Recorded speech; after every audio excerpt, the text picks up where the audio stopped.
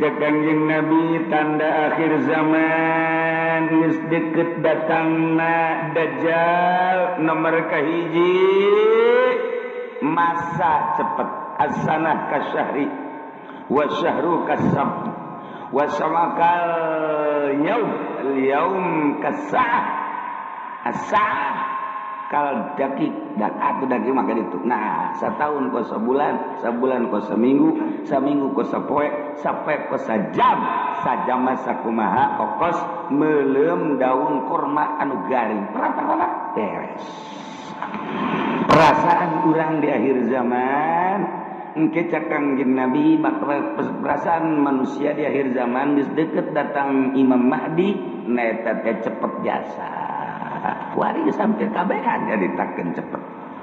Kaiji disusul kedua yang mukjizat Kangjeng datang ka kos kitu teh nyaritakeun masih kana ribuan tahun ku Kangjeng Nabi dicaritakeun. Di akhir zaman sabada terasa cepet ku kabehan zaman bakalna cuaca genjlong. Cuaca genjlong teh artina nu ngaran musim hujan, nu ngaran musim panas. Musim hujan diisi ku panas, musim panas diisi ku musim hujan, sehingga sulit bagi petani untuk menerka musim hujan iraha. Sebab teu jelas hujan, teu diperkirakan bulan eta hujan, hujan bae.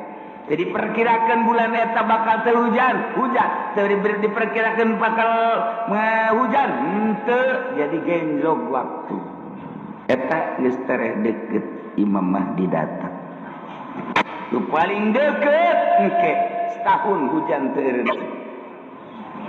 Hujan beta mengacrek bae hujan ke eureun sajam 2 jam mendung deui hujan. Keureun sajam 2 jam 5 jam aya genep jam eureun teh hujan ke hujan deui ngacrek bae hujan. Ke aya 12 jam teh hujan berarti sapoe tapi mendung. Ke beuting na hujan atau peuting teu beurang hujan setahun kitu bae. Cuman eta hujan teh layung ditun nabat henteu ngajadikeun tatangkalan ongko hujan tapi garang. Teu jaradi pepelakan nu melak naon bae ge biasana mun kahujanan nyembrung ieu mah malak garing. Teu jaradi. Nah lamun geus eta terjadi eta geus detik-detik terakhir bakal datang Imam Mahdi.